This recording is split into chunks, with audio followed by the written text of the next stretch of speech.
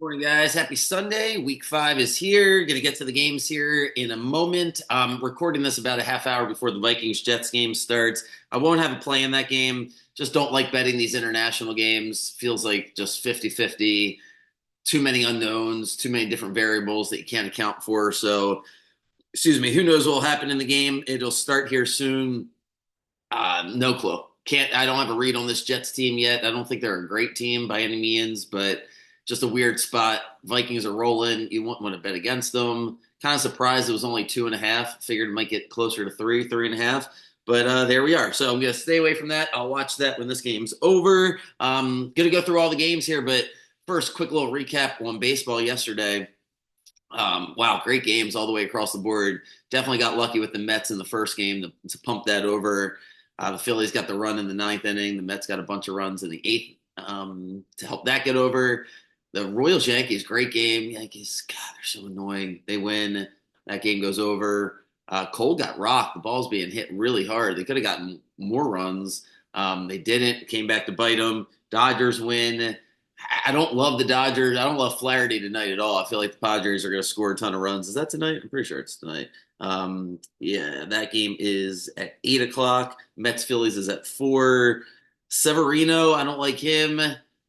The Phillies, I don't know. I mean, how do you bet against the Mets at this moment? I don't know how you do it, so I stay away from that. And I lean towards the Padres tonight with Darvish. And it's just ironic that, or ironic, whatever, coincidental. Flaherty, game 2 starter here, just shows you that there's just not a ton of great pitching in baseball. A lot of injuries. You just go look at these rotations for the playoffs, and you're like, man, the Orioles aren't the only team that was banged up in the rotation. Just injuries after injuries after injuries. The Dodgers personify that with their starting rotation. I think they have like 7 starters not playing or just injured. I mean, so yeah, Flaherty gets the ball tonight against Darvish. Lean towards the Padres. Got to look at it a little bit more and might actually like it and put some money on it. And yeah, Guardians destroy the Tigers. They don't play until tomorrow, and same with the Royals and the Yankees. So Guardians up 1-0 on the Tigers. Quick little housekeeping. Jack just had some personal things come up at the end of the week, so he wasn't able to record with me Friday night and didn't want to rush the picks yesterday. So we'll have that. We'll be back next week. And okay, so let's roll here. That was the other thing. The college football podcast. Clayton, Jack, and I, or J Mart and I, recorded a podcast, and then I wanted to put it up in the morning yesterday, and it was just having a hard time loading, and wanted to get their bets up. So apologies for that. We will certainly have a pod next week, and I will make sure I get that uploaded the night before. So in case it takes long, it'll be ready for you guys. So sorry about that. All right, let's go. How do we make some money this afternoon? I said earlier in the week I didn't love the games, just kind of glancing at them. There wasn't one game that stood out. As the week's gone on and the injury reports come out, there is one game that I'm starting to like, maybe more than the rest of them. So I'll talk about that here in a moment. And let's roll. So Panthers, Bears. Fascinating game today. Bears are favored by 4 points. Bears have somehow won 7 straight games at home, and it just doesn't feel like that's a big story because they haven't been very good. This feels like a really good spot for the Bears defense to just continue to dominate. They've been fantastic the whole season. They won the game last week for the Bears against the Rams. They got to play complementary football. They have a huge turn in their schedule. The Bears do. The second half of their schedule is way more difficult. They have to have this game. It's only 4 points. I say that because you think, man, it's only 4 points. Bears won 7 in a row. It's the Panthers. Bears just have a hard time scoring. The total's 40.5. The Panthers keep making every game go over. They seem like a hard team to figure out. The only bet I really like here would be take the Bears to win the game. I'm not sure if they're going to be able to cover. Panthers might get a backdoor, but everything's pointing towards Chicago. Carolina's got to play outdoors. Hard to take the Panthers here. I don't love it, but I would take the Bears on the money line or throw them into a teaser. 4 points is just a ton of points for a team that's not scoring a lot. But if you made me bet, I would take Chicago. Next game, Bills Texans. Man, I wish this was the 4 o'clock game because I want to watch this game. But Ravens Bengals is at 1 o'clock. So Bills Texans. Two teams that feel like they're going in, you know, the same direction as far as headed towards the Super Bowl and two of the class of the AFC, but so many holes on these teams that, especially Buffalo last week, watching that game, you're like, man, what does Buffalo do great? And they don't really do anything great. They don't have an identity. The identity is Josh Allen. Can they play from behind? They were able to play from behind against Arizona in week one. They couldn't play from behind against us last week. But if you really analyze that game last week, it was 21-3 at halftime. Then it was 21-10, and they were driving before Van Noy sacked them and forced the fumble. So I do think Buffalo is good. I think this is going to be a great game. The Texans are really banged up. The Texans are 3-1, but they haven't even played well, really, in any of these games, which is a testament to how talented they are. Diggs goes back against Buffalo. A lot going on here. It's only a 1 point spread. The money went all the way on Houston because Buffalo started off as a favorite. And then after watching Buffalo get their butts kicked against the Ravens on Sunday night, the line has moved all the way to Texans -1. Texans are going to be without their running backs today. Mixon's not going to play. Pierce may or may not play. I don't know if that really matters. I think this is a game where the Texans spread them out and they win at the end. Feels like whoever has the ball last might win, but I'm going to give the edge to the quarterback, and the coach goes to Houston and they're home. I just don't love betting Houston right this second because it feels like they're doing too many stupid things, committing too many penalties. I don't. I like Houston today. I don't love it. I don't know how you can love betting against Josh Allen. It doesn't seem like the most fun thing to do on this afternoon because it wouldn't shock you if Josh Allen wins the game. But lean towards the Texans. Should be a great game. Ravens Bengals talked about it Friday. This is gonna feel like a playoff game. Cincinnati is gonna play the best they possibly can, whatever that means. But you're gonna see them pull out all the stops, every single thing they can do on defense. They're gonna try to do to disrupt the Ravens and Lamar. I don't know if it's going to be enough. The loser of this game is going to be in a really, really tough spot. Ravens would be 2-3, and the Bengals would be 1-4. It's going to feel like a playoff game. It's going to feel more like a relief for whoever wins this game. I know on the Baltimore side, everybody just watches these games like with our hands on our, just sitting on our hands basically until the last 7-8 minutes of the game. That's just the makeup of this team since the past couple of years, but I don't see, I don't see how the Bengals are going to stop us. This comes down to just making sure we do the right things, the simple things. Feels like we're the best team, so let's see it play out. I'll break it all down in the morning. That'll definitely be, oh man, that Bills, Texans, Ravens, Bengals, top two games. Don't know why. Why did they not make one of those games 4 o'clock? What do they got at 4 o'clock? Nothing. You know why they didn't do it at 4 o'clock? Because Fox gets. Is that why? No idea. I was gonna say it's because Fox gets the main game, but they don't. CBS actually gets it. Packers Rams. It just seems like a mistake. We should have the Ravens Bengals at 4, the Bills Texans at 4. Instead, they're both at 1, and that is what it is. So, all right, Colts Jaguars is the game I like the most. Joe Flacco, the line goes the other way when Flacco's the quarterback. I don't quite understand it. If you look at Colts are getting 3.5 points at Jacksonville. Flacco's going to be the quarterback. Jonathan Taylor's out. Anthony Richardson's out. Advantage Colts. I like Anthony Richardson, but I love Shane Steichen. I like Jonathan Taylor, but I love Shane Steichen. I think the Colts offense will just keep on moving. If anything, it might even look better with Flacco running the show. That's how Cleveland looked last year. It's hard to say it out loud because Anthony Richardson's a freak of nature. He's not Deshaun Watson by any stretch, but Flacco, the trains run on time with Flacco. I mean, that's just the way it is. If you protect them, and they got two really, really good receivers, Michael Pittman, Joshua Downs. They got Alec Pierce, little white guy that can run down the field and get some big plays. Their offensive line holds up. Flacco's going to keep getting the ball out on time. They're going to move the chains. They're going to have a good game plan. And Jacksonville sucks. Jacksonville they do. You want to bet Jacksonville because they can't go 0-5 or some rallying cry they come up with this week, but they're just cooked. They're a team that they were cooked last year.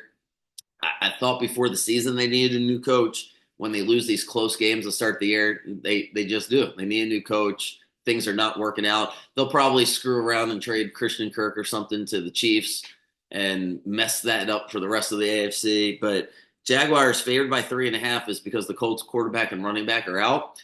And for most, if Lamar and Derrick Henry are out today, yeah, that I don't know if the Ravens are pulling that off. But for the Colts, doesn't really matter as much. If anything, it might be an upgrade. Definitely taking the Colts. Really hope they win, but 3.5 points is way, way too many. Colts haven't won in Jacksonville in forever. If you remember, a couple years ago they lost when Jacksonville was god awful. The year they got Lawrence, um, the year before. So when they were, the worst team in the league, they beat the Colts at the last week of the regular season to knock them out of the playoffs. Carson Wentz, I believe, Colts team. So Colts haven't won there in forever. A lot of trends point not to bet them, but none of those have anything to do with Flacco. Flacco's been to Jacksonville a million times. Give me the Colts. Dolphins, Patriots. Odell Beckham. Odell Beckham is playing, and I got nothing really else for anybody. Ramondre Stevenson's benched. Don't know why. Jerod Mayo is running this Patriots team like a complete doofus. I have no idea what he's doing. They looked pretty good the first couple of weeks of the season, and then you just now we're benching the starting running back, haven't put the quarterback in there. I don't know. I feel like the fans are going to be super negative. It won't feel like a great environment for the Patriots. I don't know who wants to bet on the Dolphins at this point. You're losing every week betting on the Dolphins. If you're like me, you got killed with them when they lost to Buffalo in week 2. Then you wanted to bet against them last week in the anti Will Levis bet. And then Levis gets hurt and you somehow lose to Mason Rudolph and never have a chance to win the game. Dolphins are banged up. Um, Dolphins win the game probably like 12-6. I don't know. Gotta bet the Dolphins, or better yet, can't bet the Patriots. Spreads or totals 36 points. Whenever you see these totals, I think going into the game, you're like, man, I don't want to bet the under on this. Like, how much fun is that? My philosophy is bet the unders if you're not going to watch the game because, man, they're just hitting more often than not, especially with these terrible teams. Patriots, Dolphins, man, what a disaster of a game. Browns, Commanders. Okay, so this is the do you trust what your eyes are telling you game, right? Because if you're not gonna think too much about this game, you're like, all right, I've watched the Commanders, I've watched the Browns. You're telling me the Commanders are home? They're only 3-point favorites. What am I missing here? Like, why wouldn't I just take the Commanders? Do we look back on this game 2 months from now and be like, man, I can't believe it was a 3-point spread. It should have been 8 points. Are the Commanders really good and the Browns really bad? I feel like that both things are really on the table. One thing I'm more confident about is that the Commanders are really good. I think the Commanders are winning this division. They're built the right way. The Browns don't get Chubb back this week. He's back practicing, but he's not playing this week. If he was playing, I lead more towards staying away from the game, but I think the Commanders win.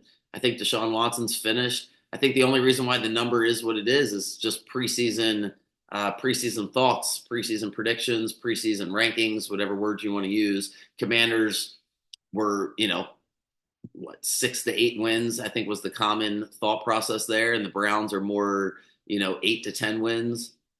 So you take that into consideration. And maybe that's why it's only 3 points. I know the Commanders, I was looking for a reason to not take them. They're having two monster road victories and then coming home. Is there a letdown? You're betting on a rookie quarterback. I think you're basically looking at all cliches when it comes to taking Cleveland. Like that's how you would take Cleveland today is cliches and old trends. But the relevance of what's happened these past couple of weeks, everything just points towards the Commanders. I don't know if they're going to be able to score a ton of points. I think they'll be pretty conservative against Cleveland. Cleveland's pretty solid in the secondary, and they're bad against the run. Not exactly sure why, because the personnel is good. Feels like an under game. It's 43.5, and that number feels like, man, that's a low number for how many points Washington's scoring and how weak their defense has been. But I think we're going to have a couple turnovers, a couple fumbles, tough game, and maybe it's like a 24-19. 19-14, 19-13. I got the Commanders. Got the Commanders to win the East. Might look like the best bet I've had here when the season's finished. So give me Washington. And now to the 4 o'clock games. Weird game with the Raiders and the Broncos because Broncos favored by 2.5. Raiders keep beating the Broncos. Not exactly sure why, but they just do. Denver's due to beat the Raiders, but they just don't match up great. That's probably why they keep losing to them. The Raiders, if they get to Bo Nix with Crosby and company, feels like, and Ken, I'm going to say it, another under bet because the Raiders are going to play this game, run the football. Both teams are going to be happy to win 10-7, 9-6. I've been impressed with Sean Payton's ego as far as like I know last week the weather was terrible in New York. He just wants to win. If the offense gets to 30, 40 points like it did in New Orleans, maybe it'll get there. I'm not a Sean Payton fan off the field. I just don't like him. But on the field, he's done a really good job with Bo Nix protecting the ball. They're 2-2. I like Denver -2.5, but man, it just feels like these AFC West battles with these two teams have been just hard to predict. Last year, the Raiders won at Denver on opening day. I think the Broncos beat them, but betting rookie quarterbacks with your own money, just that's why this week I'm like, man, the games that I like, Daniels at home, Bo Nix at home, and I like betting more on track record, whether it's coach or quarterback, preferably both. So I like Broncos and Commanders, but I don't love either of them there. As far as like betting, when I say that, like if I'm betting a couple thousand like I did on the Bucks, I gotta really love it in the regular season. So Cardinals, 49ers, that's the next game. Seems like too many points here for the 49ers to get. 49ers -7.5. I know they covered last week against New England, but they haven't played great. And now they're giving 7.5 against Arizona. Arizona's let everybody down last week. If you took Arizona in your teasers or had them in the money line, if you wanted to bet them in the second half, they just got absolutely mollywopped by Washington. When that happens, it's hard as a gambler to go right back to the well the following week.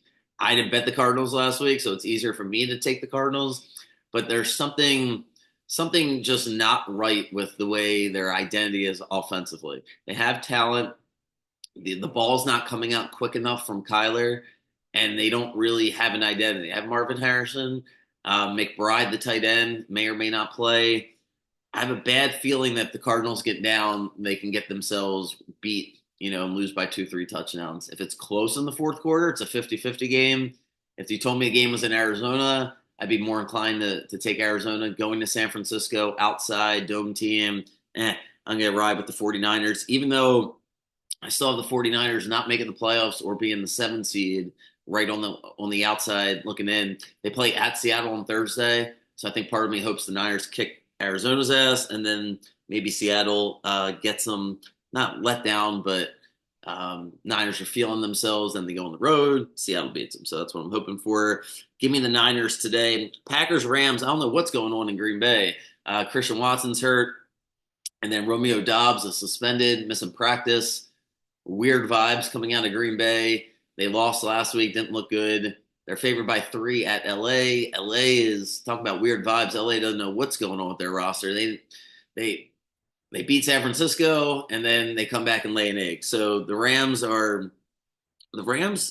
I liked the Rams before the season. That was the team that I liked to be the 1 seed. This was actually my 1-2 seed, the Rams and the Packers. And then the Rams blew it against the Lions, but before they blew it on week 1, they had all those injuries with Puka and then Cooper. And it just, I don't know. The Rams, they had Chicago last week and they couldn't get it done. It just might not be the Rams' year at the end of the day. Just weird vibes coming out of Green Bay. So I'd like to see Jordan Love play really well before we bet on him. Wouldn't shock me one way or the other how this game plays out. I don't expect it to be the best played game of the day. Kind of just a stay away. If you made me bet, I would take the Packers because I think the Rams just might not have it this year. They might. It just, I don't know. When you lose week 1 the way they did, and Puka gets hurt, and Cooper, it's just a lot to overcome.